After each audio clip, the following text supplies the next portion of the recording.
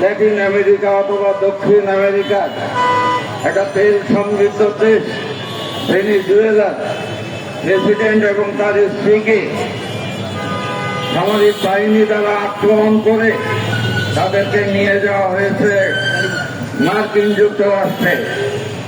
এই যে অবস্থা আমরা দেখছি, এই ঘটনার পরিপ্রেক্ষিতে সারা বিশ্ব স্তম্ভিত হয়ে গেছে।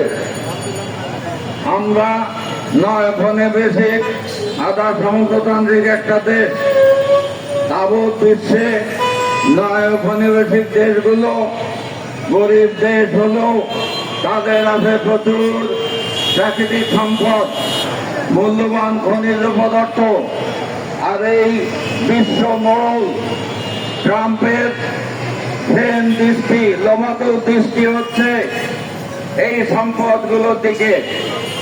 তার সে কারণে তার নিজস্ব 60 ফসলের তেল গ্যাস মজুদ থাকতেও সে ভেনেজুয়েলাকে আক্রমণ করেছে। একটা স্বাধীন সার্বভৌম দেশের প্রেসিডেন্ট এবং তার 6 স্ত্রী তাদেরকে ধরে নিয়ে যাওয়া হয়েছে। আপনারা কি মনে করেন এটা শুধু ভেনেজুয়েলার মধ্যে সীমাবদ্ধ থাকবে? যে কোনো সময় অন্য কোনো দেশও দখল করে নিতে পারে? আমাদের দেশে 18 কোটি মানুষ। আমরা তো আগে থেকে বলে আসছি যে বিশ্বে 36টা দেশে যুদ্ধ হচ্ছে, যুদ্ধ বিরতি হচ্ছে, নাটক হচ্ছে, মানুষ অকাতরে প্রাণ দিচ্ছে। ফিলিস্তিন, ইউক্রেন, বিভিন্ন জায়গায়